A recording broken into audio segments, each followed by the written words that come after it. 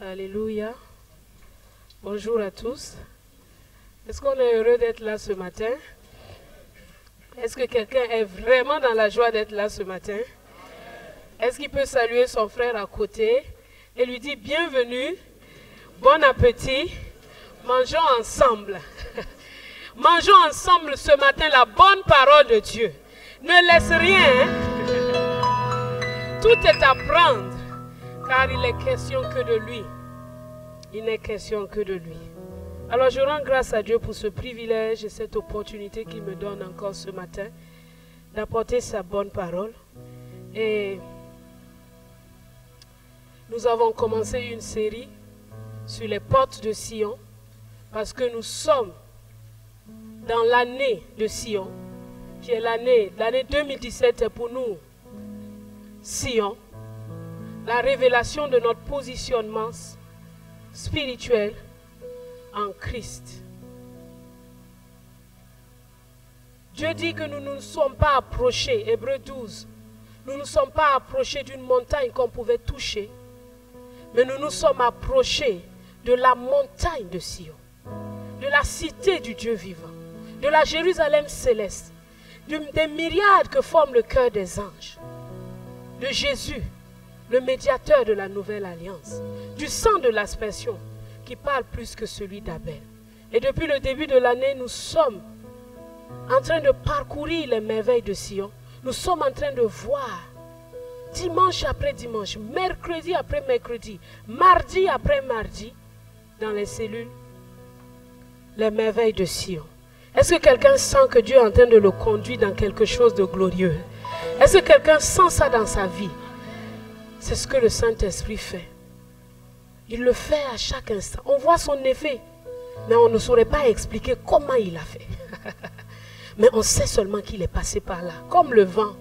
Le vent passe, on ne le voit pas, mais on sait qu'il est passé parce que des feuilles sont tombées. On sait qu'il est passé parce qu'un arbre a été déraciné. On sait qu'il est passé parce qu'on a senti la douce brise sur notre peau.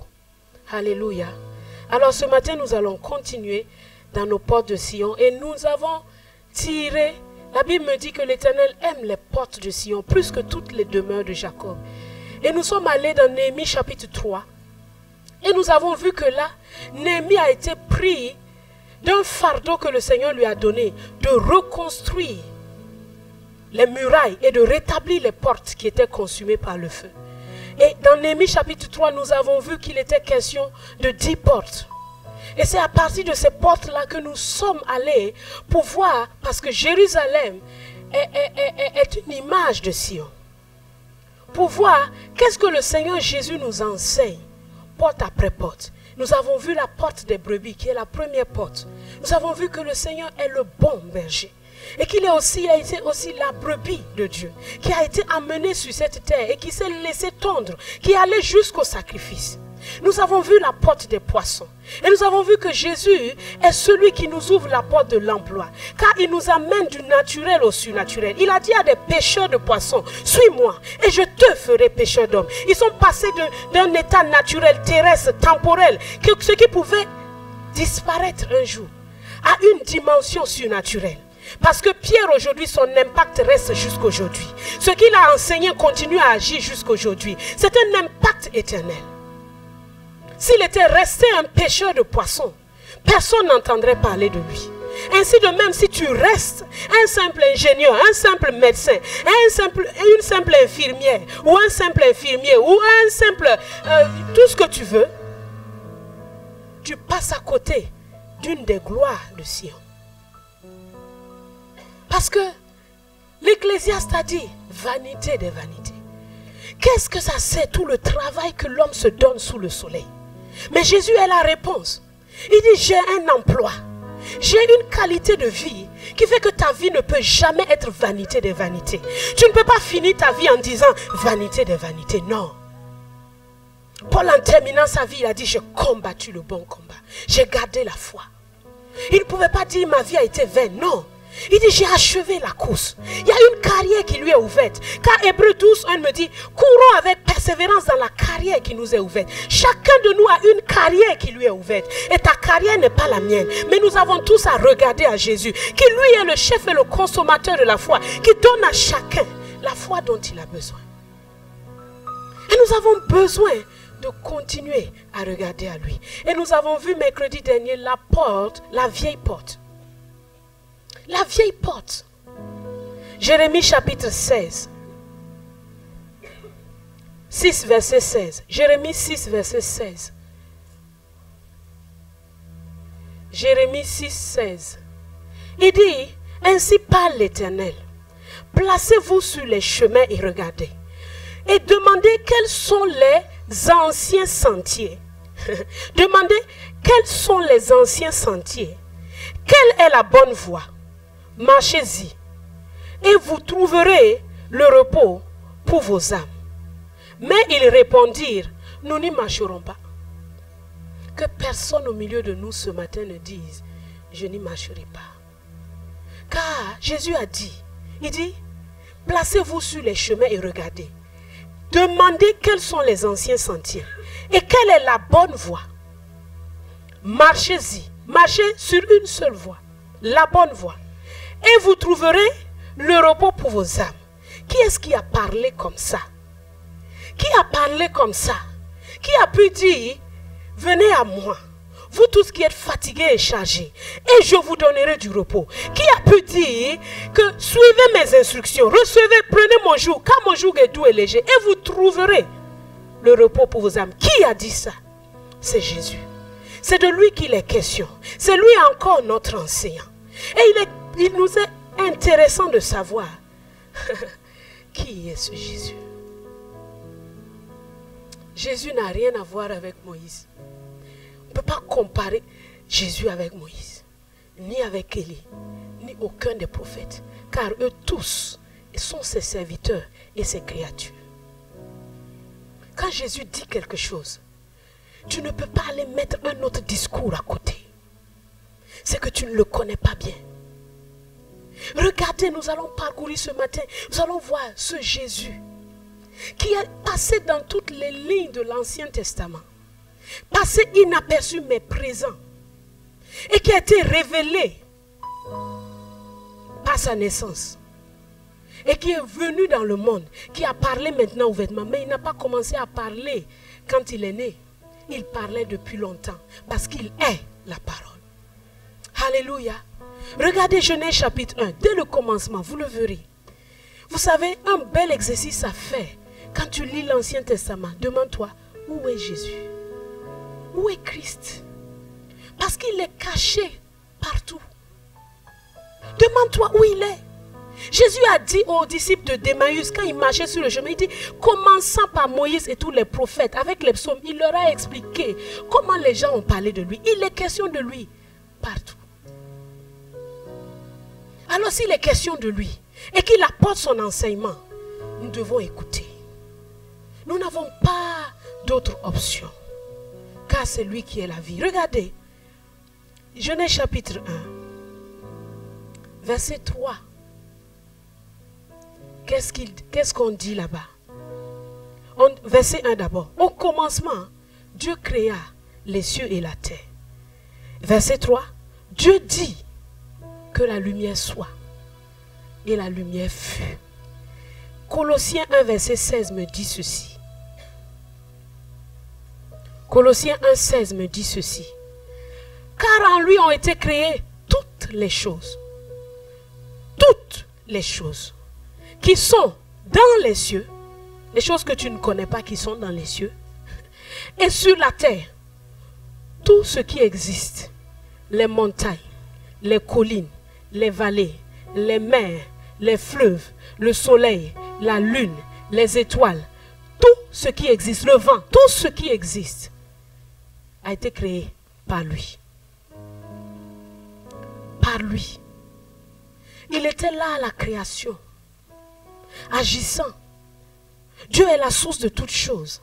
Et c'est par Jésus que toutes ces choses ont été faites. C'est lui.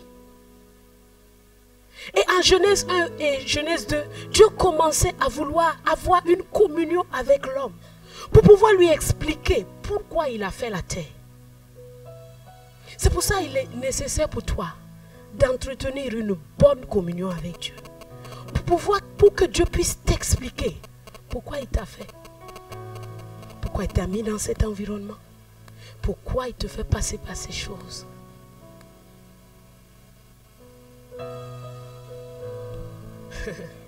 Genèse chapitre 2. Regardez encore Jésus. Est-ce que vous l'avez vu? Genèse chapitre 2. Genèse chapitre 3 plutôt. Verset 8. Genèse 3, 8. De quoi il dit? Ils entendirent la voix de l'Éternel. Là on comprend. Oui ou non? Ils entendirent la voix de l'Éternel qui parcourait le jardin. Waouh! Est-ce que une voix a des pieds? Il y a d'autres versions qui disent ils entendirent la voix de l'Éternel qui marchait dans le jardin. C'est Jésus qui était encore là. Sa voix parcourait le jardin. Et ils ont entendu. Mais il passe là, inaperçu.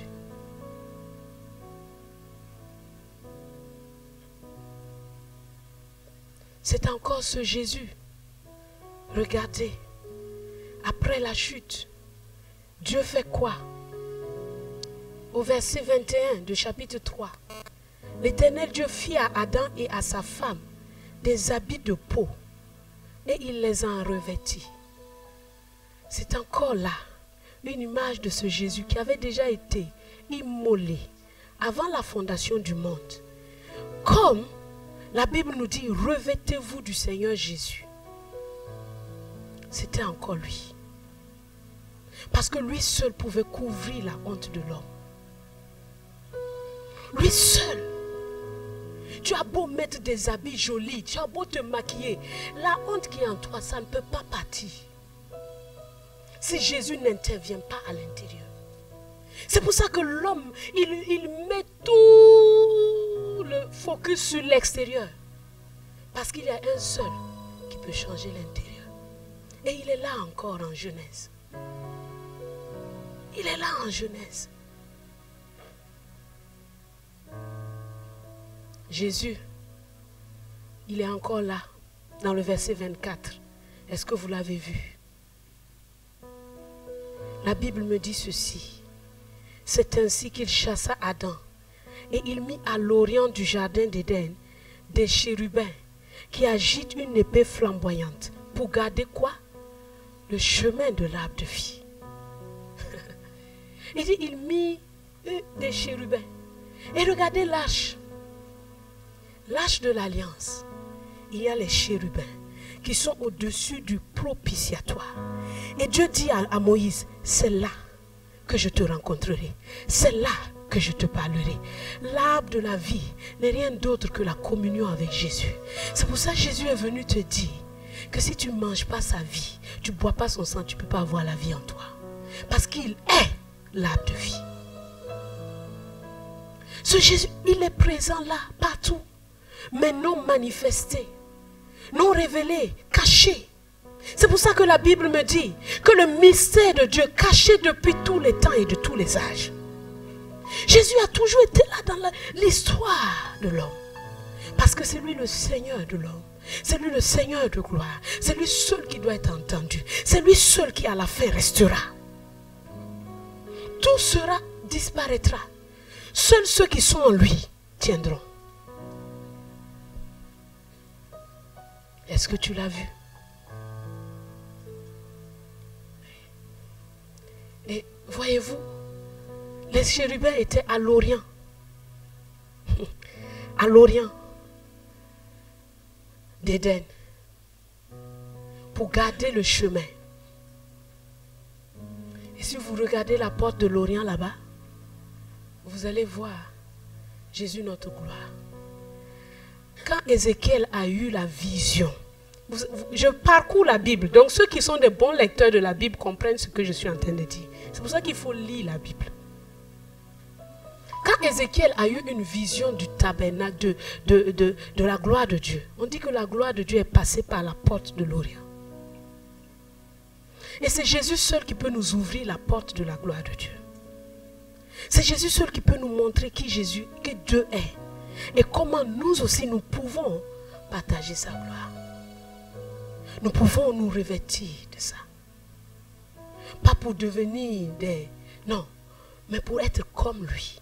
Parce que ça a toujours été le plan et le but de Dieu. En Noé, Jésus a encore cette arche dans laquelle s'est cachée toute l'humanité pour être sauvé de la colère de Dieu. Et c'est l'image de qui nous sommes aujourd'hui, de ce que nous sommes aujourd'hui. Dieu était déjà en train de dire, je vais cacher une humanité en Jésus. Et ils vont naître de nouveau. Quand ils sortiront nés de nouveau, je les bénirai comme Dieu a béni Noé. Et ils pourront remplir encore la terre. Jésus est présent. Jésus est présent. Il est présent dans toutes les Écritures. Ce Jésus est l'ancien des jours. C'est pour ça qu'il a des anciens sentiers sur lesquels il veut que nous marchions. Regardez Daniel chapitre 7, verset 9.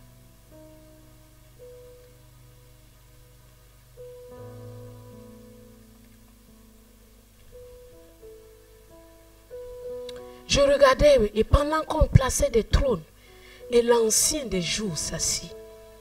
Regardez l'ancien des jours.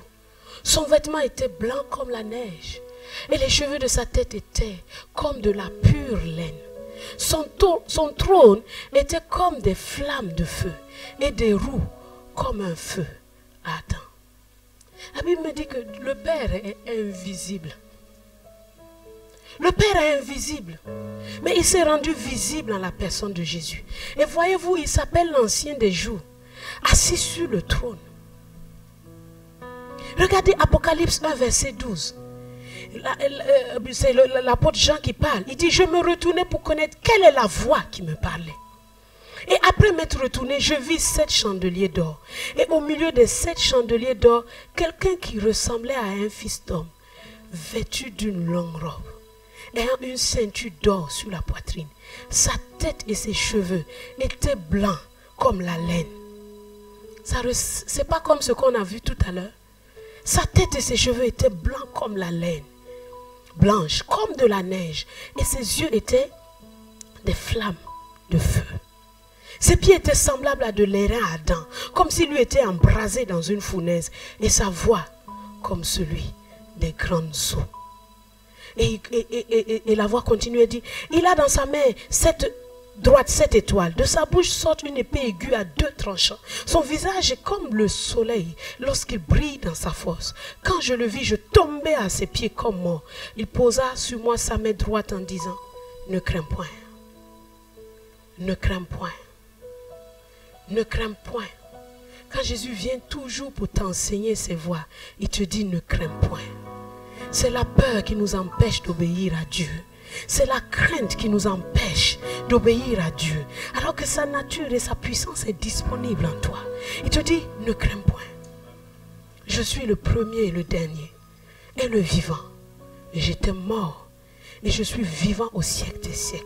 Et je tiens les clés de la mort et du séjour des morts. Il s'appelle Jésus de Nazareth. Celui qui était mort et qui est ressuscité. Celui qui est élevé. Celui qui est l'alpha et l'oméga. C'est pour cela que nous allons encore adorer son nom. Nous allons encore bénir son nom. Oh, il est l'ancien des jours. Il est la voie qui parcourait le jardin. Il est celui qui a été immolé afin que nous soyons couverts dans notre honte. Il est celui qui est devenu lâche afin que nous soyons cachés, sauvés de la colère de Dieu. Il est celui qui a quitté son père, sa mère, qui a quitté tout comme Abraham, afin d'être un sujet de bénédiction pour nous tous.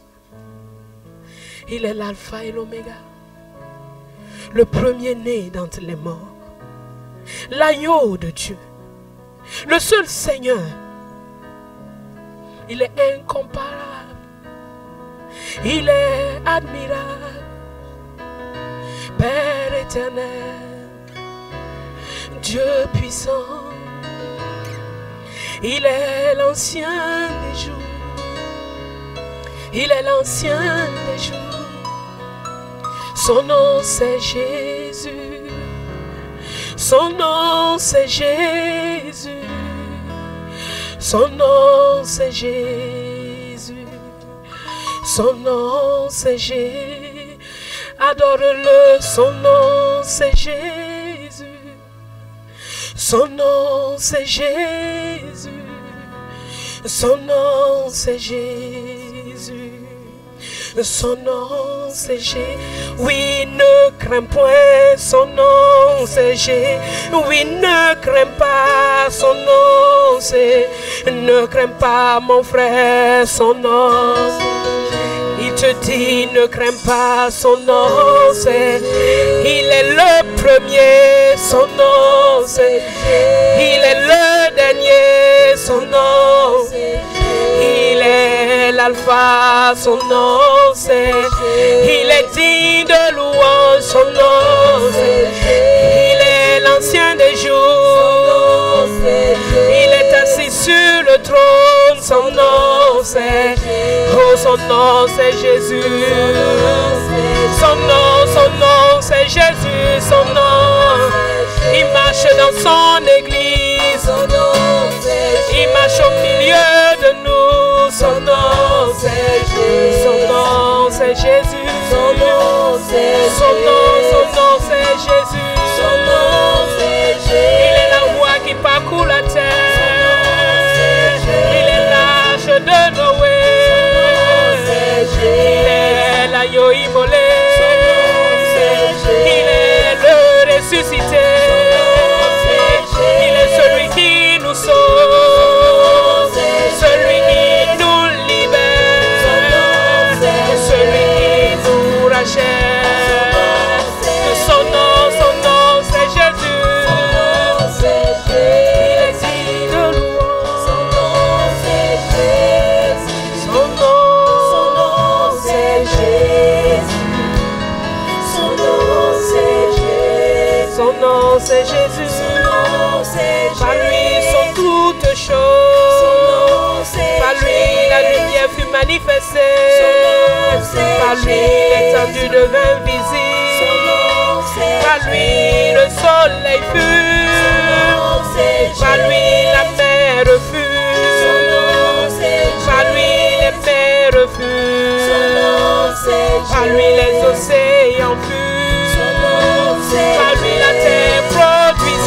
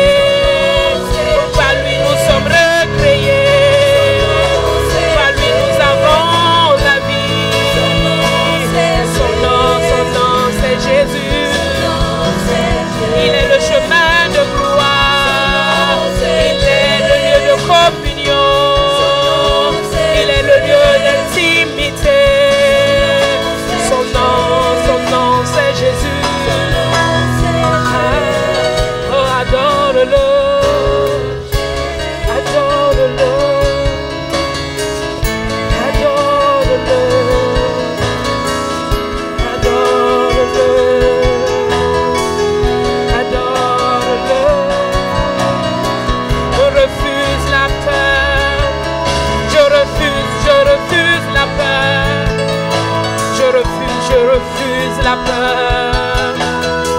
Il m'a dit ne crains pas. Il m'a dit ne crains pas. Il m'a dit ne crains pas. Son nom c'est Jésus. Son nom c'est Jésus.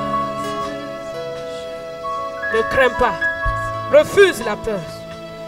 Refuse la peur. Car il t'a dit ne crains pas. Ne crains pas de me suivre. Ne crains pas ce que je vais te dire. Ne crains pas de me voir. Ne crains pas. Ne crains pas. Ne crains pas de passer par cette porte. Car je suis le chemin. Et je te donnerai du repos. Le repos de ton âme se trouve à cette vieille porte. Si tu suis son enseignement. Alléluia. Jésus, merci. Merci Jésus. Merci d'être venu et de t'être révélé à nous. Car comment comprendrons-nous si tu ne nous avais pas expliqué? Nous ne pouvons pas le comprendre. Merci Saint-Esprit. Alléluia. Alléluia. Alléluia. Alors ce Seigneur de gloire nous parle. Matthieu chapitre 5.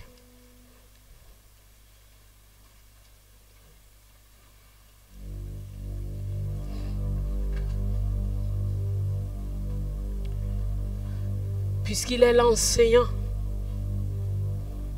car il est l'ancien des jours, celui qui sait par où nous devons passer, il nous parle. Vous avez vu, nous avons vu la porte des poissons dernièrement. Et le verset de la porte des poissons se trouve dans Matthieu 4, 19. Où il dit, suivez-moi et je vous ferai pécheurs d'hommes.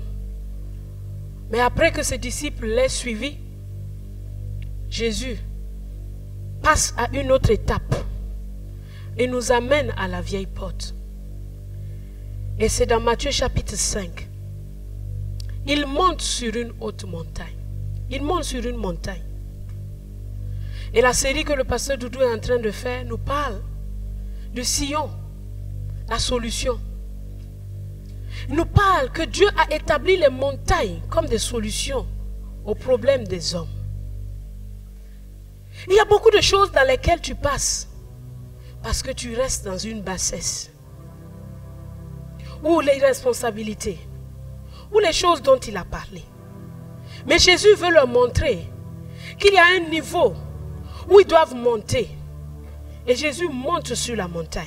Ses disciples le suivent, ils s'assoient. Parce que ça va être long. Ils s'assoient. Et il commence à leur enseigner. Et la première chose qu'il leur enseigne, il ouvre la bouche, il dit, heureux. Heureux. Tu veux me suivre, mais il faut que je t'enseigne comment être heureux. Il faut que je t'enseigne comment vivre dans le repos, dans le bonheur. Si je ne t'enseigne pas, tu seras malheureux. Parce que le bonheur selon Jésus n'est pas le bonheur selon les hommes. Et nous l'avons lu dans Luc chapitre 6. Il dit, malheur à vous riches. Beaucoup ici cherchent la richesse, pensant que c'est dans la richesse qu'ils trouveront le bonheur. Mais Jésus a déjà balayé ça du revers de la main. Et nous avons vu qu'il est le Seigneur de gloire. Il sait de quoi il parle. Lui, il commence à dire, heureux les pauvres en esprit. Et ce matin, nous l'avons même chanté. Les assoiffés de justice se réjouiront en son nom. Les pauvres en esprit se réjouiront en son nom. Merci ma soeur, que Dieu te bénisse. Mais Jésus vient, il commence par enseigner le bonheur. Combien d'entre vous nous avons Jésus, mais tu es malheureux dans ton cœur? Oui ou non? Oui ou non? Et tu cours après certaines choses que tu penses qu'en les obtenant, tu auras le bonheur. Tu passes ton temps à tourner les regards autour de toi en te disant pourquoi les autres sont heureux et moi non. C'est pas vrai. Et mercredi passé, nous en avons parlé un peu. Mais c'est long à enseigner. Donc je ne peux pas prendre le temps pour enseigner tout ça aujourd'hui. Mais je vous ai dit, le pasteur Doudou a déjà enseigné ça. Il a enseigné ça, non? Le bonheur malgré tout. Vous vous souvenez, il y a peut-être 2 ou 3 ans. Les CD sont toujours disponibles. Si vous avez votre clé USB, allez-y, ils vont vous mettre ça. Parce que le bonheur, le peuple de Sion est un peuple bien heureux. Il dit, heureux serez-vous lorsqu'on vous outragera. Waouh, Seigneur, comment être heureux dans l'outrage? Il est celui qui enseigne ça.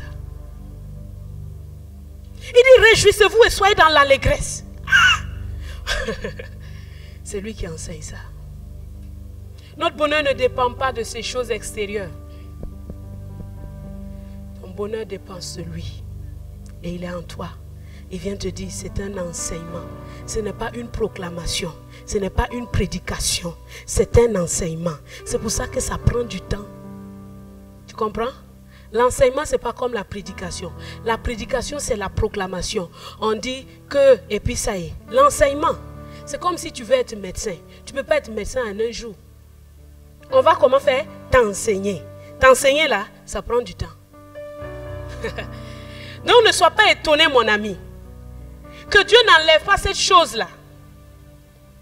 Ce matin dans l'intercession, on nous a dit, l'ancien Cyril nous a dit, mais il y a des choses qui font qu'on dit, mais pourquoi le petit truc? Ah non, c'était pas l'intercession, c'était au précute. Il y a tellement de trucs que je confonds.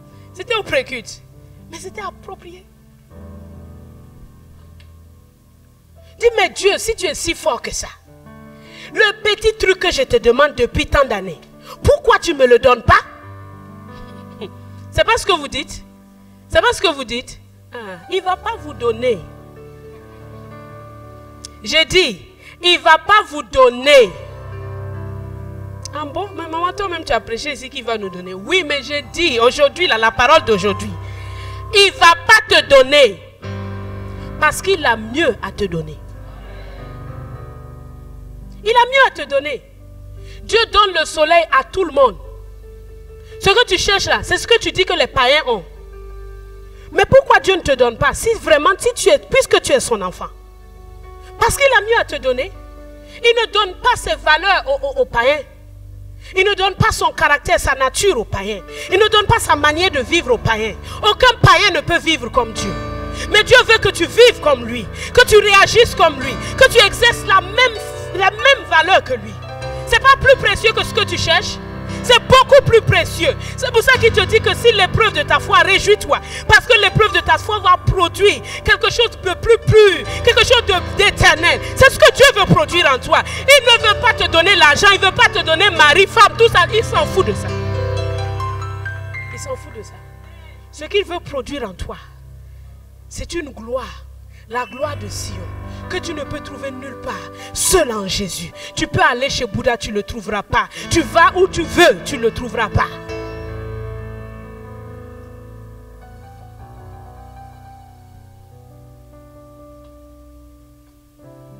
La gloire de Sion. C'est ça que Dieu veut te donner. Et pour cela, il va t'enseigner le bonheur. À certains, c'est par la pauvreté en esprit. À d'autres, par l'affliction. À d'autres, par le fait de leur apprendre à être doux. À d'autres, par la miséricorde. À d'autres, par la pureté de cœur.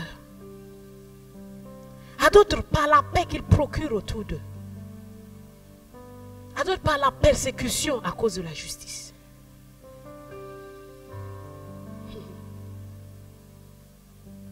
La gloire de la vieille porte est grande. Elle est grande. Elle est grande. Vous savez, il n'y a aucune porte que tu dois manquer. Non. Ce n'est pas plusieurs montagnes. C'est une montagne.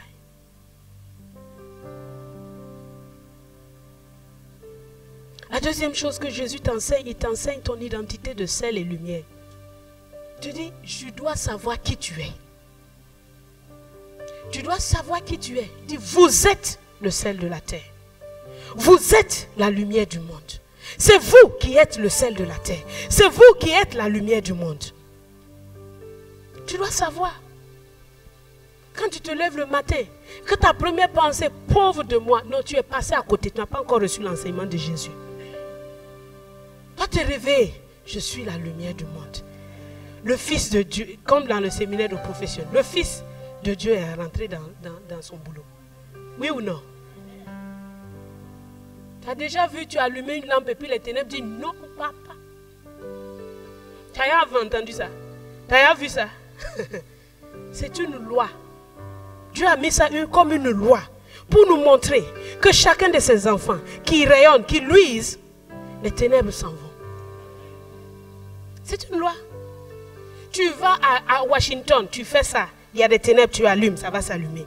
Tu vas à Singapour, c'est la même chose. Tu vas au fin fond de ton village où il n'y a pas l'électricité, il n'y a pas l'eau courante, c'est la même chose. Parce que la loi ne dépend pas des circonstances ni de là où tu es. La loi, c'est un fait établi. C'est pour ça qu'on parle de la loi de la foi. Tu crois, il n'y a pas de possibilité que ça soit autrement.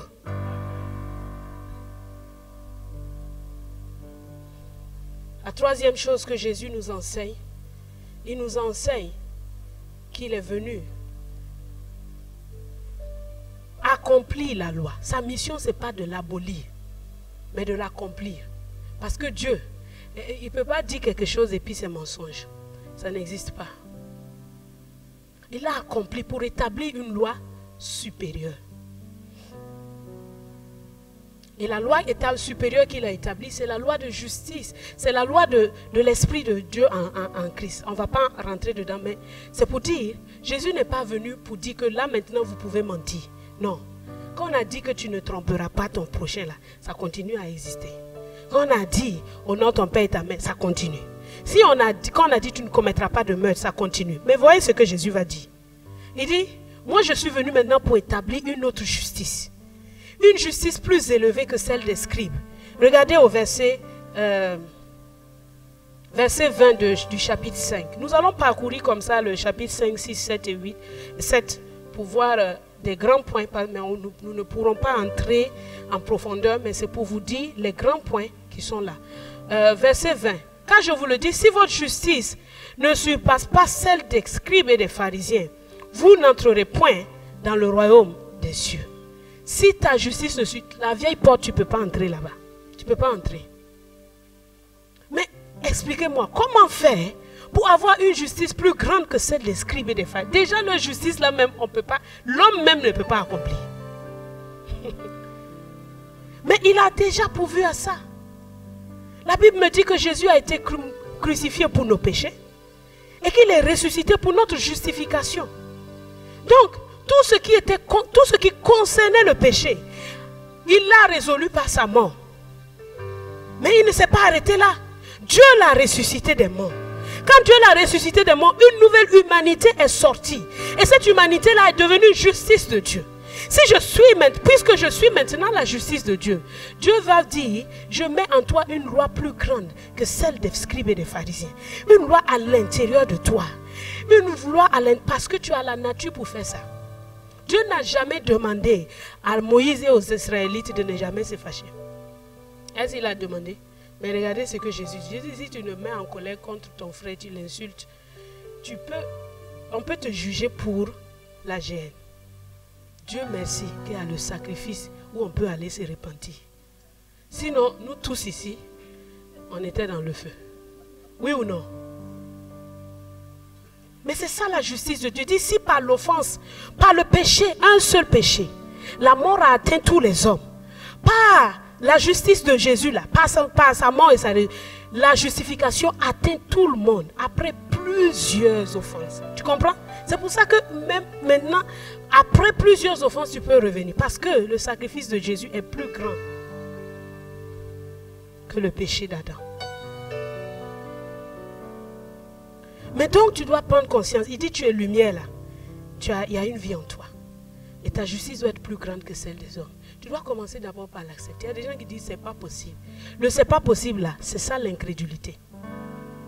Parce que le roi dit quelque chose et toi tu dis non. Tu n'étais pas là quand il te faisait. Tu n'étais pas là quand il mourait. Tu n'étais pas là quand il faisait leur plan avec Dieu. Tu n'étais pas là. Tu connais la puissance de Dieu. C'est toi qui as établi les montagnes là. C'est toi qui les... Il dit Dieu pèse les montagnes. Donc Dieu connaît le poids de chaque montagne. J'ai dit mais c'est... En anglais on dit amazing. C'est-à-dire il n'y a pas un mot. En français je sais pestaculaire. Voilà. C'est pestaculaire. Dieu soulève les montagnes et puis il les pèse. Il dit bon, l'Atlas pèse tant de kilos. Waouh!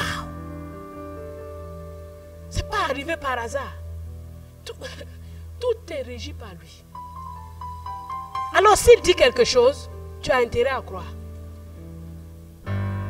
Tu as intérêt à croire. Parce que tu es trop petit. Trop petit. Parfois il faut s'arrêter. Tu te dis à toi-même, tu es qui même? Dis-moi, tu es qui? Parce que notre orgueil là nous joue des tours. Tu es qui? Quand tu naissais, tu ne savais pas. Quand on t'a donné un nom, tu ne savais pas. On t'a allaité, tu ne savais pas.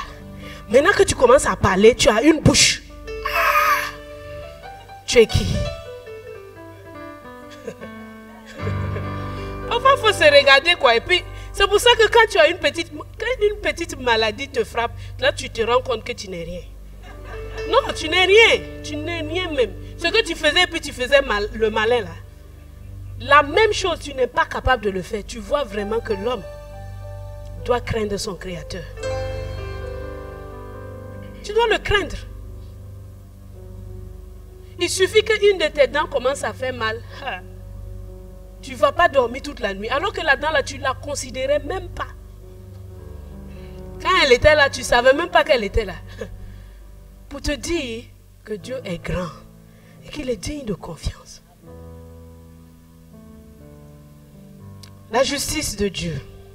Donc les points que nous allons voir vont nous parler de sa justice. Au verset 21, il parle de la colère. Nous avons vu ça le mercredi. La colère de l'homme n'accomplit pas la justice de Dieu.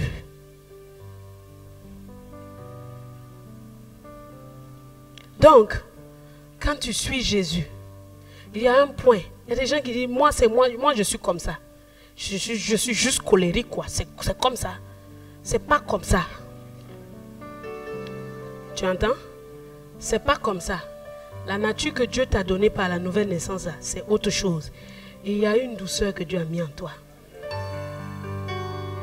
Ne laisse pas la colère dominer sur toi. Sache qu'il y a en toi de la force pour dominer sur elle. Si Dieu a pu dire à Caïn qu'il n'était pas né de nouveau, hein, que le péché couche à ta porte, mais domine sur lui. S'il lui a dit ça, c'est qu'il peut dominer sur lui. À combien plus forte raison, nous, qui sommes nés de nouveau, le Saint-Esprit est en nous. Et puis tu dis que la colère là, toi tu peux pas. Tu peux pas. Non, moi vraiment, priez pour que le démon de la colère n'a qu'à partir. Mais moi, vraiment, il n'y a pas de démon de la colère. Tu comprends? C'est toi qui livres ta volonté, tes émotions à ça. Tu peux le gérer. Ou bien, quelque chose arrive, tu dis, je ne me fâcherai pas. Et je refuse de m'énerver. C'est pas fini. Mais toi, tu veux montrer ta prestance par la colère. Tu veux montrer à tout le monde que tu es quelqu'un, que tu existes quoi. Et comme tu terrorises les gens par ta colère, ça te plaît. Là, c'est une parole de connaissance que je donne à quelqu'un. Ça te plaît de voir les gens trembler parce que quand tu es en colère. Donc tu les maîtrises, tu les domines avec ça. Tu n'es pas un vrai disciple de Jésus.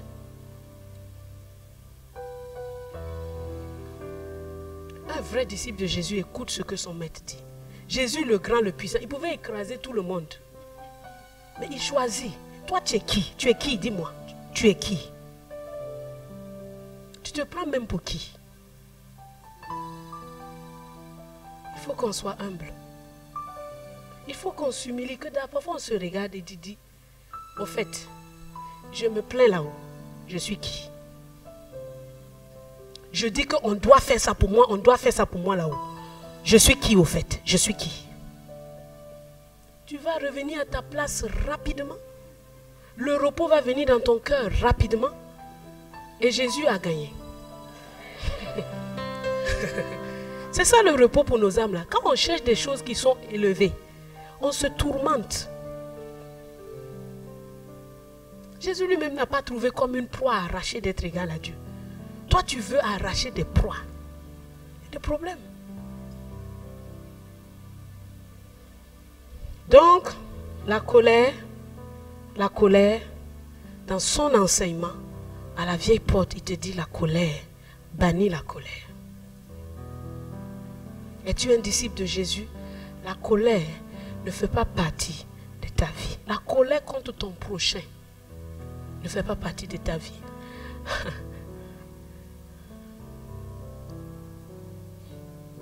Elle ne fait pas partie de ta vie.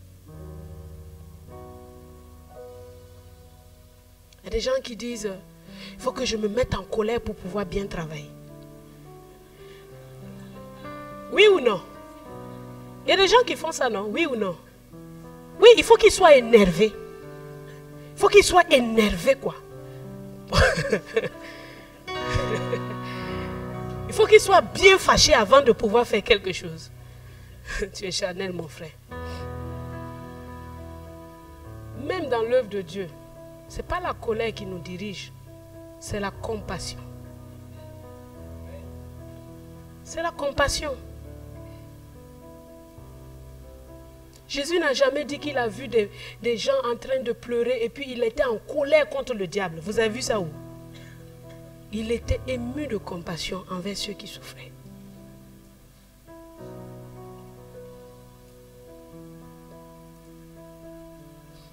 La colère de l'homme n'accomplit pas la justice de Dieu.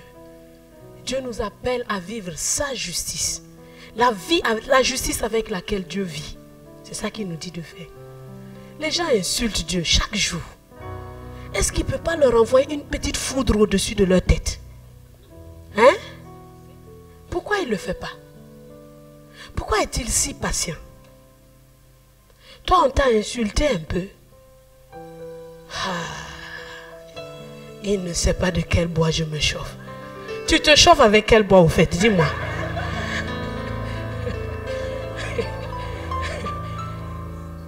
C'est bois de karité, c'est quel bois? Dis-moi. Ah Seigneur. Jésus nous enseigne que dans sa justice, il regarde beaucoup aux relations que nous avons les uns avec les autres. Verset 23. Il dit, si tu présentes ton offrande à l'autel, l'offrande là c'est à Dieu que tu le présentes. Mais si tu te souviens, donc le Saint-Esprit vient te dire, attention, il y a quelque chose qui va mettre une barrière dans le fait que Dieu ne va pas accepter ton offrande parce que tu as un problème. Il dit, pose ça là, va chercher ton frère, règle ça et viens offrir ton offrande. Tu viens dans le culte, tu es en colère avec des gens et tu lèves tes mains. C'est quelle offrande d'adoration que tu offres à Dieu? Pourquoi tu n'abandonnes pas ta colère? Pourquoi tu ne pardonnes pas? Pourquoi tu ne règles pas ça dans ton cœur pour offrir une offrande agréable, une bonne odeur à Dieu?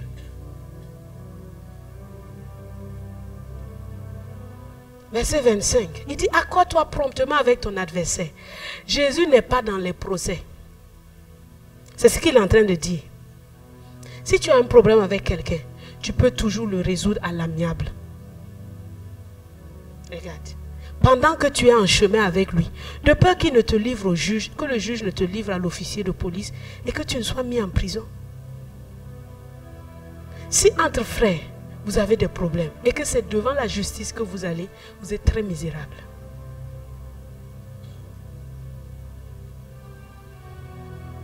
Dieu dit, faites tout pour être en paix avec les. Il y a des situations où on ne peut rien. Ça, je ne parle pas de ces situations-là. Mais faites tout pour être en paix avec les gens.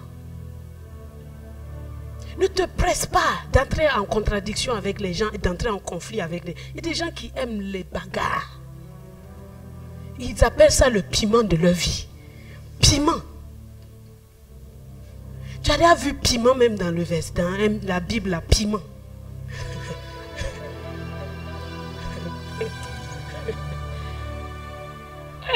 Non, les chrétiens de Jésus, nous avons des problèmes. Non. Soyez des gens de paix, qui aiment la paix. Faites tout ce qui est en votre pouvoir. Pas avec la fausse paix. Il y a des gens qui ne sont pas contents avec toi, mais ils ne te disent pas. Bonjour, ah, ça va bien. Oh, que tu es jolie, alors que dans son cœur, il t'insulte. Non, ça s'appelle l'hypocrisie. Verset 27. Jésus parle des relations conjugales. Il dit, tu ne commettras point d'adultère.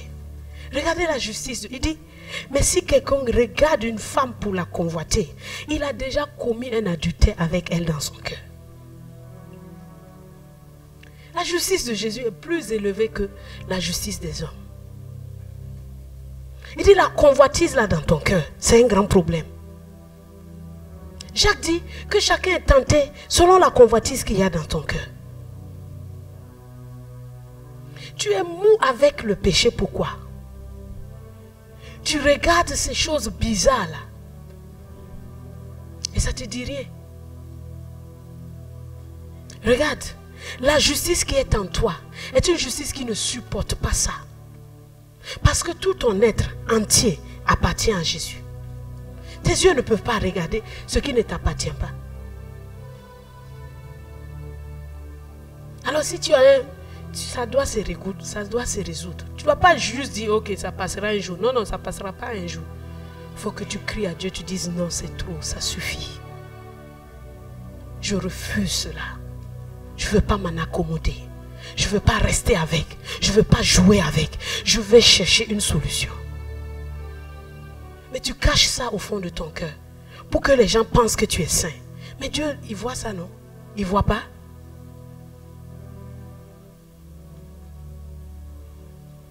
Le verset 29, il nous dit, si ton œil droit est pour toi une occasion de chute, arrache-le. Ah! Jésus ne dit pas caresse-le, il dit arrache-le. C'est fort, c'est brutal. C'est violent. Mais c'est pour ça qu'il a dit, le royaume des cieux est forcé. Et ce sont les violents qui s'en emparent. Toi, tu veux qu'on te caresse dans le sens du poil. Non, je n'arrive pas à faire, donc je n'arrive. Tu n'arrives pas, et puis quoi? Il dit, si c'est pour toi une occasion de chute, arrache-le. Sois violent avec toi-même. Sois violent avec toi-même. Pas violent avec les autres, mais avec toi-même, il faut que tu sois violent. Personne ne va venir faire ça à ta place. Personne. Regardez Jésus, il dit, si ton œil droit. Ah, Jésus dit, c'est mieux que tu vives sans ça. Si ta télé est pour toi un problème, jette-la. Hey, tu connais le feu? Non, c'est pas un jeu. Jette-la. Si ton portable, c'est un problème, faut jeter. Jette le portable. Hey, à cause du péché, le Fils de Dieu a dû descendre, devenir un simple homme, se fait maltraiter par Pilate et les sacrificateurs. Vous pensez que c'est une faible affaire? Si ce n'est pas une faible affaire pour Dieu, tu penses que jeter ton portable là, tu rends service à Dieu? C'est pour toi-même, hein? Tu as dans ta maison des livres, des mauvais livres. Et chaque jour tu les regardes, tu dis, ah ça là vraiment je ne veux plus que ça me... Mais tu les mets sous ton armoire, c'est en bas de ton armoire comme ça. Et tu les sors, tu les regardes. Quand ça ne va pas, quand ça tu pries, et puis tu les laisses là-bas. Après, tu te dis, non, je triompherai de ça. Mais c'est encore dans ta chambre. Qu'est-ce que tu es en train de dire à Dieu? Qu'est-ce que tu es en train de dire au diable, au démon? Ça me plaît. Je ne veux pas me séparer de vous. C'est ce que tu es en train de dire. Quelle que soit la chose qui est un obstacle dans ta vie, coupe-le et jette-le. Coupe-le. Tu as des amis qui vous causent jusqu'à 3 h du matin. Coupe ça. Coupe le Facebook là. Coupe ça. Coupe. Rais ton compte. Tu comprends? Tu rais ça. Facebook va chaque jour te demander, tu es sûr? Tu dis oui, je suis sûr. Chaque jour, il va te dire, tu es sûr? Tu dis oui, je suis sûr. Je suis sûr. Ils vont finir par te laisser. Ce n'est pas toi qui as ouvert. C'est lui qui a pris tes mains pour venir cliquer, je veux ouvrir un compte Facebook. C'est toi-même, donc tu peux aussi le fermer. Les amitiés qui sont pour vous des occasions de chute, mais vous restez dedans. C'est mon ami, oh. Je vais faire comment?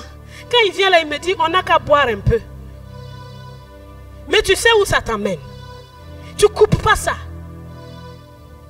La vieille porte, elle te dit, il n'y a pas de choix. Tu dois couper et jeter. Parce que ce truc-là, qui semble être inoffensif, qui semble même t'appartenir, t'emmènera dans la géhenne.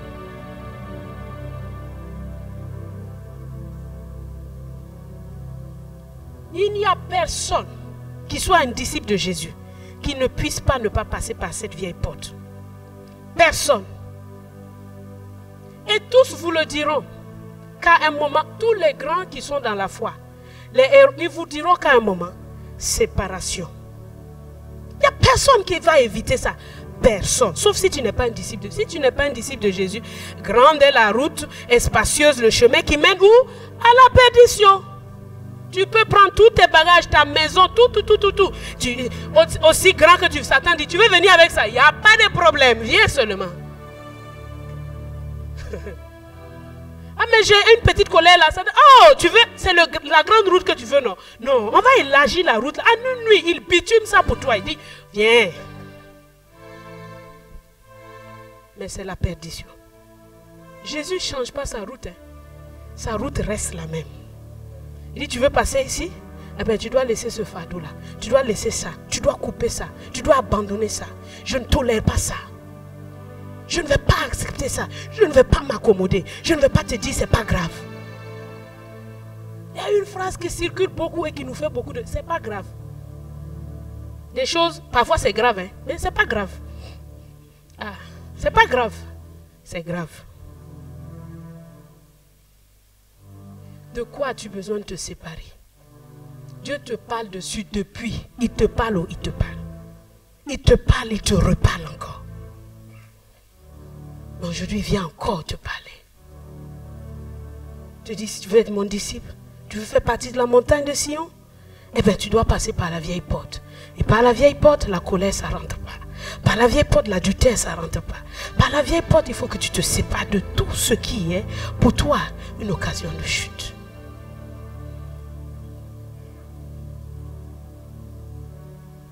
Tu vas me dire, mais c'est un choix difficile. Oui. Oui. Mais il n'est pas plus difficile que ce que lui, il a fait. Et si tu le veux, tu peux le faire. Avec la grâce de son esprit. La mollesse là, ça ne fait pas partie du royaume. Hein. Coucher comme ça sur tes deux pieds. Et puis on t'envoie un sirop ici avec une paille. Ça c'est au cinéma, ils vous blaguent.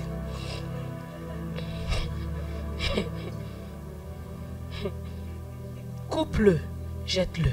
Coupe-le, jette-le. Coupe-le, jette-le. Coupe-le, jette-le.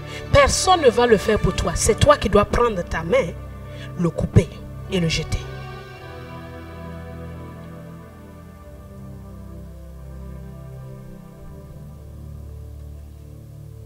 Quand j'étais à la fac, j'avais une amie.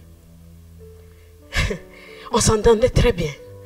Mais le seul problème avec elle, c'est que on ne peut pas parler 3 minutes sans qu'elle n'insulte quelqu'un. C'est pas possible. Ah, au début, je marchais avec elle. Je n'insultais personne. Mais une semaine après, quand je suis allée pour prier, le Seigneur m'a dit, je n'aime pas ton ami là. Pas dans le sens qu'il n'aime pas quelqu'un, mais j'aime pas cette amitié. Ah, j'ai dit, mais Seigneur, on est voisines de cité. On est dans la même classe. On a les mêmes oreilles. Je veux voir comment. Si je sors, elle va me dire, allez, attends-moi. Si je vais en classe, elle va venir s'asseoir à côté de moi. Je ne sais pas comment je vais faire pour me débarrasser de cette fille. Et puis, à vrai dire, je n'avais pas trop envie non plus. Parce que je n'avais pas une autre amie. Mais à chaque jour qui passait, c'est comme si le tourment qui était en moi était terrible. Chaque pas que je faisais avec elle était une douleur en moi. Comme le Saint-Esprit qui dit, il fallait que je trouve une solution. Et ça n'a pas été évident. Elle m'a boudé. Elle a fait tout. Mais je ne peux pas lui expliquer que Jésus me dit, faut que je me sépare de toi. Parce qu'elle n'est pas née de nouveau. Donc elle ne va pas comprendre ça. Mais chaque fois que je parlais, je ponctue. Chaque fois qu'elle insulte quelqu'un, je dis, c'est pas bien. On ne fait pas ça. Et il y avait une haine terrible contre les Marocains dans son cœur. Une haine. Non, elle avait une haine. Elle ne pouvait... Je lui ai dit, mais attends. Tu es venu dans leur pays. Ils te donnent des cours. Tu vas devenir médecin à cause d'eux. Et tu les détestes comme ça. Elle m'a dit, non, hein. C'est le pays qui paye. Je dis, écoute, même si. Mais c'était une haine en elle. Et l'esprit d'amour en moi ne pouvait le supporter. Parce que Dieu aime chacun d'eux. Même celui qui t'a insulté hier. Dieu l'aime aussi. Ça, c'est juste un exemple. Mais il y a maintes et maintes choses dont je me suis séparée. Et je continue. C'est pas comme si c'est fini. Hein.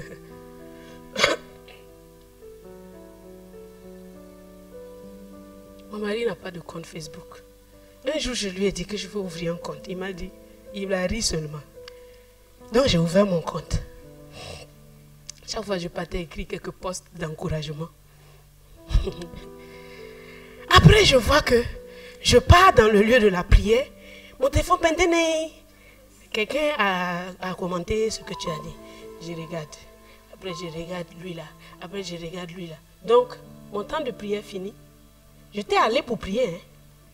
Mais mon temps de prière est fini. Je suis en train de regarder les posts des gens. Ah! Bon, j'ai dit, bon, je ne fais plus ça pendant le temps de prière. Je veux faire ça le soir. Je vais regarder le truc le soir. Mais le soir là, j'ai dit, je vais aller pour 15 minutes. Je fais 2 heures. Ah! J'ai dit, non. Cette affaire ne m'arrange pas. Je suis partie prier. J'ai dit à Dieu, voici la motivation qui a fait que j'ai ouvert ce compte. Je l'ai ouvert parce que je pense que c'est bon pour moi de poster de temps en temps des encouragements, des exhortations pour les gens. Il m'a dit, quand tu vas, tu passes combien de temps à regarder les autres posts? J'ai dit, mais beaucoup. Combien de posts t'édifient? J'ai dit, il y a quelques-uns quand même qui m'édifient. Combien ne t'édifient pas? J'ai dit, ah, ceux qui ne m'édifient pas, là, en tout cas, on ne peut pas compter. Et vous, là, vous postez des...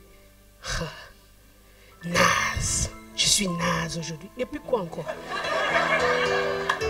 Non, il faut arrêter ça. Il faut arrêter ça. C'est quoi? Vous n'avez pas un lieu secret? Vous n'avez pas un lieu où parler à Dieu? C'est sur Facebook, vous mettez aujourd'hui mélancolique. Et puis quoi? Non, c'est terrible, hein? C'est misérable pour des gens qui disent avoir le roi des rois dans leur cœur. Il me dit, ce que tu vas poster et ce que les gens vont lire, les autres choses, diluera toute la puissance de ce que tu as posté. J'ai fermé mon compte. Ils m'ont demandé 1000 fois. J'ai dit, je ferme. Tu lis, vous savez, quelque chose que le diable a initié pour tenir les gens, Dieu ne va pas rentrer dedans. Il peut entrer dedans, mais sa puissance est limitée à l'intérieur. Ce n'est pas que je suis contre eux. Bien que. Bien que.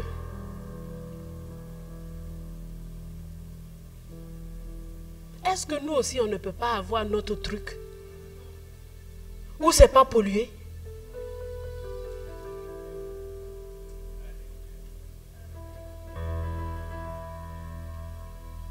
Donc vérifie bien ta vie. Et dirige-la. Dirige-la. Dirige-la selon le regard de Dieu. Dirige-la de telle sorte que Jésus, le Seigneur de gloire, s'il revenait aujourd'hui, il puisse te dire, bon et fidèle serviteur. Parce que vous savez que l'enlèvement peut arriver à n'importe quel moment. Il y a des gens qui sont assez stupides pour se dire, je vais faire le péché, après je vais me repentir.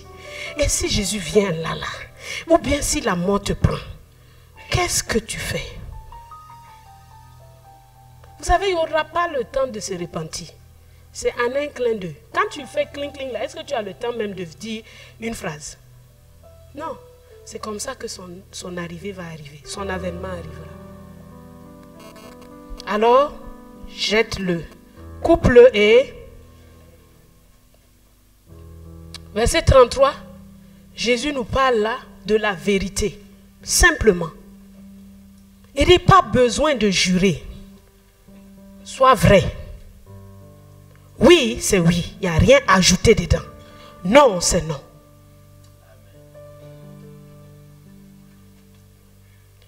Les serments là, c'est quand on a besoin de prouver que ce qu'on dit là est vraiment vrai. Mais dis ce que tu as dit. Oui, c'est oui. Pourvu que soit oui, soit vraiment oui. Et non, soit non.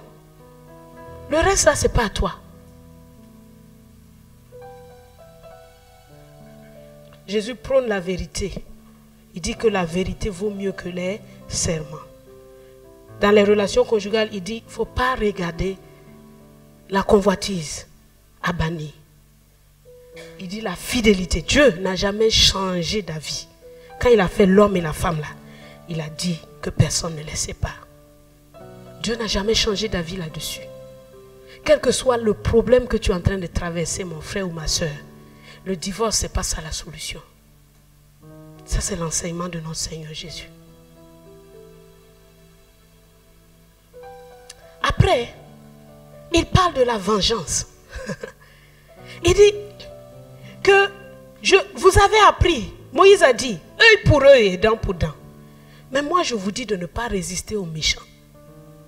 Ça, c'est une parole difficile à accepter pour plusieurs. Ne pas résister aux méchants.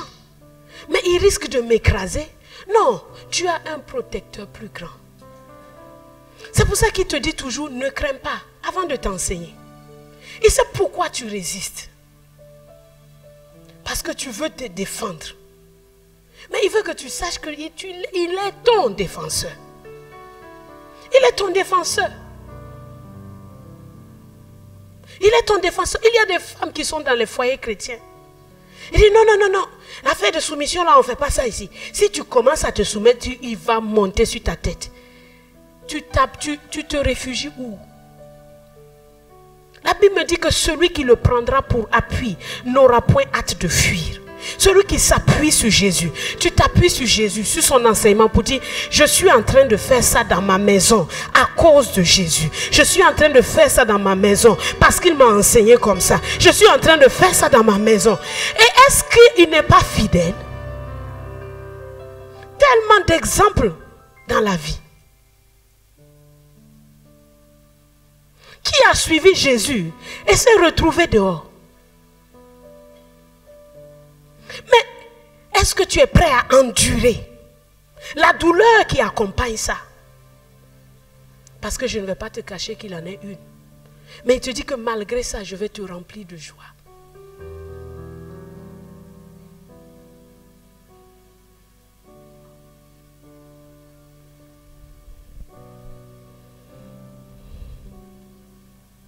Jésus dit, ne résiste pas aux méchants. Si quelqu'un te frappe sur la joue droite, présente-lui aussi l'autre.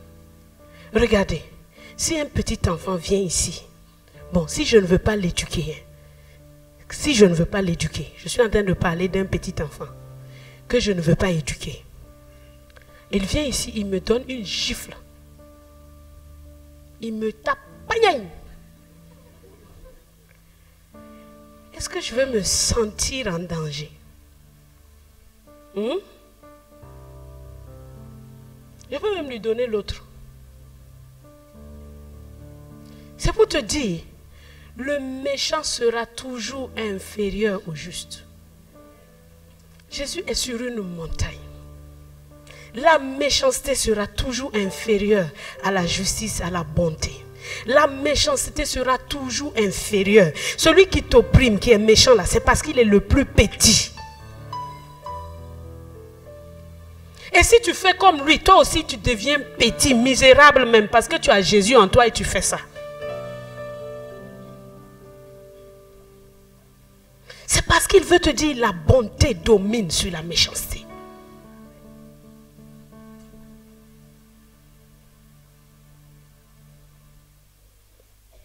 Et la douceur est plus forte que la méchanceté.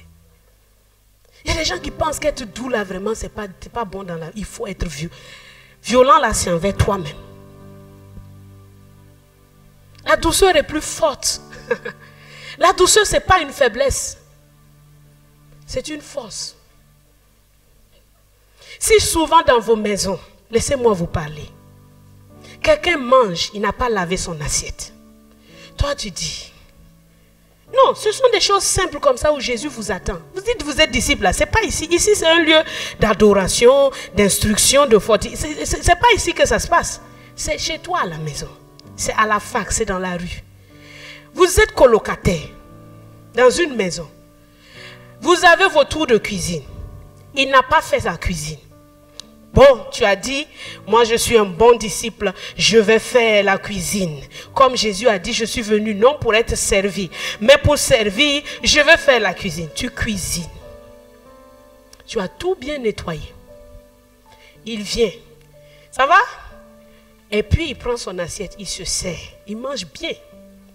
Il pose l'assiette à côté. Il ne lave pas l'assiette. Tu vas faire quoi? C'est des exemples banals que je donne, non? Qu'est-ce que tu vas faire? Te mettre dans une furie. Hein? C'est ce que vous faites, non? Ou bien lui dire 3 petits mots. 3 petits mots. Il y a des gens honnêtes qui disent on va lui dire 3 petits mots. Jésus rentre dans notre vie comme ça là. Non. Tu n'as pas besoin de lui dire 3 petits mots. Lave l'assiette. Regardez, j'étais à la cité. Nous étions un groupe de filles avec maman Nina qui faisait. On préparait ensemble. Après notre groupe là s'est élargi, c'était devenu maintenant des problèmes. Bon, un jour, une a mangé, elle a posé son assiette là. Moi aussi j'ai mangé, j'ai pris les 2 assiettes, je suis allée laver, je suis venue poser. Premier jour, elle a regardé. Apparemment, ça l'a travaillé un peu. Deuxième jour, elle a fait encore la même chose. J'ai encore pris l'assiette et je suis allée laver. Quelque temps après, elle vient, vraiment l'air froissé. Et elle me donne un bout de papier et elle part. Elle part à l'école. Sur le bout de papier, elle écrit que je suis misérable. Est-ce que tu ne peux pas m'enseigner? Qu'est-ce que c'est que l'amour? Pourquoi je suis méchante comme ça? Je ne lui ai pas dit un mot. Et dans mon cœur même, je n'étais même pas fâchée. C'est-à-dire, j'étais même pas fâchée. Mais en elle a vu la... Mais toi tu dis, non, si je fais ça, on va me piétiner. Piétiner, ça, je sais même pas quel mot je vais utiliser pour expliquer. Ça fait quoi? Ça fait quoi? Si tu laves une assiette, qu'est-ce que tu as en moins? Mais tu as en plus que tu as gagné du caractère de Dieu. Dieu ne se fatigue pas de nous faire du bien. Imaginez que tous nous nous comportions comme ça dans nos maisons. Mais ça ne peut qu'être le paradis. Il dit non, ça c'est moi ici. On va faire séparation des biens et des personnes. Voici la partie de ma cuisine. Misérable, misérable, misérable, misérable. Si tu ne peux pas faire ça, qu'est-ce que Dieu peut te demander de faire pour lui? C'est misérable. C'est misérable. C'est misérable. Tu es un disciple de Jésus. Tu n'es pas, c'est pas bon. Quand tu rentres dans une maison, tu continues à être une disciple de Jésus avant d'être colocataire. Le disciple de Jésus, la sainteté intérieure là, ça doit être aussi sainteté extérieure. Disciple de Jésus qui dort dans une poubelle. Mais c'est misérable. On rentre chez toi, ça sent mauvais. Est-ce que ça ne sent pas mauvais aussi à l'intérieur de ton cœur? Parce que si ça sent bon à l'intérieur de ton cœur, mon ami, le mauvais de l'extérieur, là, ça doit te gêner, non? Oui ou non?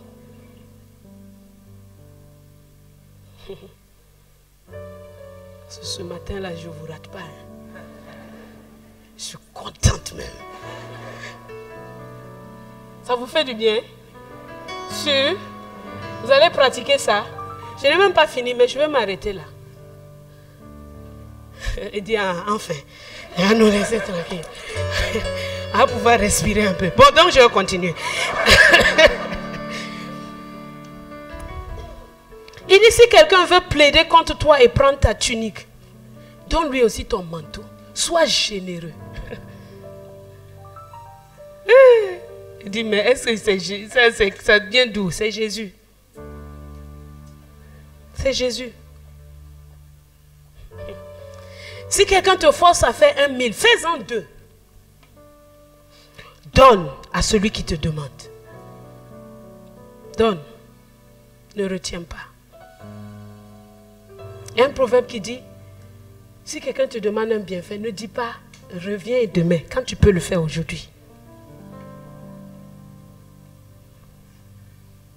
Et ne te détourne pas de celui qui veut emprunter de toi. Vous avez appris... attends, je ne vais pas continuer d'abord. Ne te détourne pas de celui qui veut emprunter de toi. Ça, c'est la parole que Jésus donne.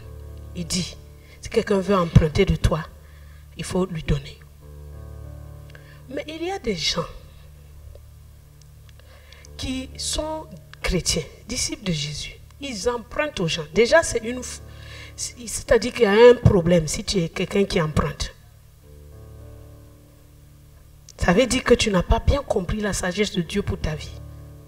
Parce que Christ était fait pour nous sagesse et il est la provision. Tu vas emprunter l'argent chez quelqu'un. Et comme tu connais ce verset, tu te dis, si je ne le rembourse pas, il va faire quoi? Tu te mets dans des grands problèmes. Parce que ça, c'est de la méchanceté. Il faut arrêter d'être méchant.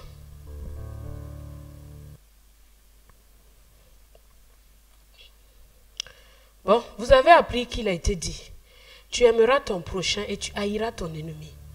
Mais moi, je vous dis, aimez vos ennemis. Et sache que si tu dois à quelqu'un, il a un pouvoir sur toi.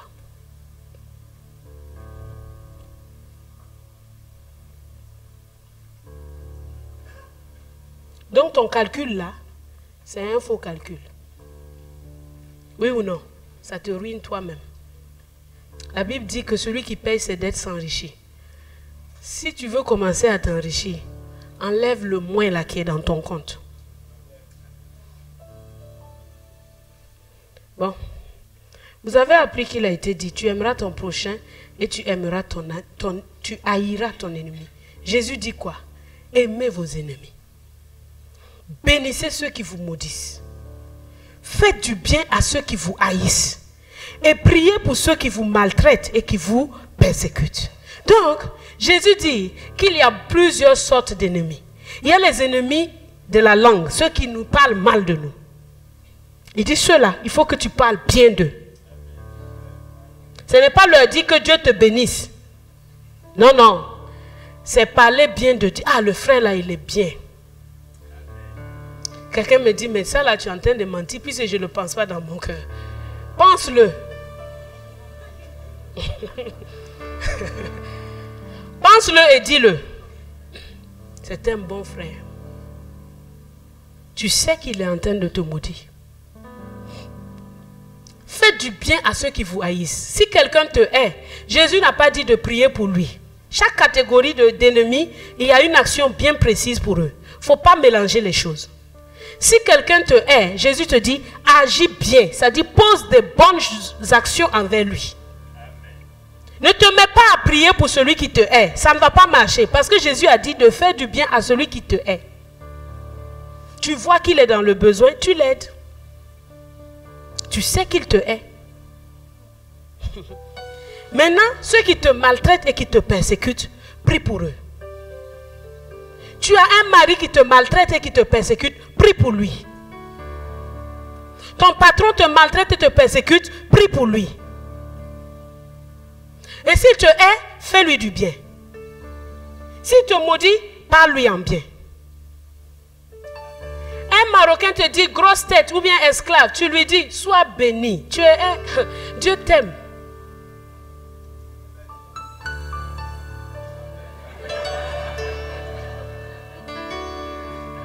Il dit ah maman, là tu nous as envoyé loin. C'est Jésus. C'est qui? C'est Jésus. Quelqu'un ne peut pas me dire que je suis esclave et puis ça va me faire mal. Je ne sais même pas pourquoi vous vous énervez. Si même il dit que ta tête est carrée, mais ça fonctionne, non? Moi je me donne des raisons. Non, mais ça fonctionne, la tête là fonctionne. C'est suffisant. Ta bouche est grosse. Ah, mais elle parle quand même. C'est très bien. C'est pour ça que ça suffit. Ou bien, ne te laisse pas vexer dans ton cœur. Garde la porte de ton cœur bien fermée. Un ennemi dit non, toi tu ne rentres pas ici. C'est pas tout. Moi, je les ai... Peut-être comme je ne suis plus dans... Peut-être c'est pour ça que quand les gens se plaignent que les gens les insultent, moi je dis, mais pourquoi ils ne m'insultent pas? Moi je passe, mais ils ne m'insultent pas. Ah Seigneur. Afin que vous soyez quoi? Fils de votre Père qui est où? Dans les cieux. Car il fait lever son soleil sur les méchants et sur les bons. Il fait pleuvoir sur les justes et sur les injustes. Si vous aimez ceux qui vous aiment, quelle récompense méritez-vous? Donc il y a une question de récompense dans cette affaire. Quand j'aime mon ennemi là, Dieu est en train de créditer mon compte. Et il y a des récompenses qui m'attendent. Un jour, des bénédictions se descendent sur ta tête. Tu dis, mais ça vient d'où? De tous ces petits trucs-là. Et si vous saluez seulement vos frères, tu arrives dans un groupe, il y a ton ami ici, et puis toi tu arrives, ah bonjour mon frère, tout cela c'est des cailloux. C'est des cailloux. Dis-leur bonjour. Tu es dans l'immeuble, mais tu ne salues que les blacks de l'immeuble. C'est quelle chose ça? C'est quoi ça? Tu as un problème. C'est être misérable. Tu ne vas jamais dire à ton voisin bonjour, bonjour, bonjour. Je te souhaite un bonjour. Dieu n'a jamais fait lever la moitié de son soleil sur ton appartement et puis l'autre, il met le noir. Tant que tu vois le soleil sur tous les fils des hommes, c'est que Dieu est bon pour eux. Donc toi aussi, tu dois être bon pour eux.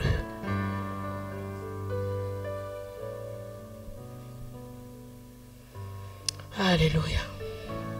Alors je vous laisse le devoir de Matthieu 7. 6 et 7. Parce que la prochaine fois, le mercredi prochain, je vais passer à la porte de la vallée. 6 et 7. Parce qu'on a terminé le Matthieu 5. Faites le Matthieu 6. Lisez-le bien. Matthieu 6, Matthieu 7. Mais je veux juste terminer en disant que la gloire de Dieu à cette porte est une grande gloire. Parce que Matthieu chapitre 7, verset 21 dit que ceux qui me disent Seigneur, Seigneur, n'entreront pas tous dans le royaume des cieux, mais celui-là seul qui fait la volonté de mon Père qui est dans les cieux. Donc, Et plusieurs me diront, Seigneur, Seigneur, n'avons-nous pas prophétisé en ton nom? Il dira, je ne vous ai jamais connu, et vous qui commettez l'iniquité. Et il dit encore que ceux qui entendent ce qu'il dit et qui met en pratique est comme quelqu'un qui a bâti sa maison sur le roc.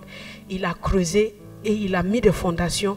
La pluie peut venir, le vent peut venir, les torrents peuvent venir, mais la maison reste solide. Celui qui entend ce que Jésus dit et qui ne met pas en pratique, il est comme quelqu'un qui est en train de bâtir sur le sable. La pluie va venir, les torrents vont venir et ça va renverser la maison.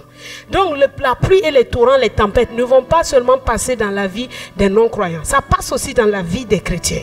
Seulement celui qui a bâti sur le roc tiendra stable. Il sera stable, inébranlable. C'est ça la gloire de Dieu à cette porte. C'est que tu es ferme et inébranlable. Tu n'es pas quelqu'un qui est mouvant. Tu es comme la montagne de Sion elle-même. Elle ne chancelle pas. Elle ne chancelle pas parce qu'elle a appris que Jésus est son enseignant et elle suit l'enseignement que Jésus lui donne. Quand tu suis l'enseignement que Jésus lui donne, quoi qu'il arrive, il n'y a rien qui peut te faire bouger. Parce que Dieu, Jésus lui-même, il ne bouge pas. Mais si tu ne fais pas ça, tu ne peux pas résister aux tempêtes de la vie. Tu ne peux pas résister au vent de la vie. Et c'est un jugement contre ta vie. Alléluia. Rends grâce à Dieu maintenant. Rends grâce à Dieu simplement. Rends grâce à Dieu simplement.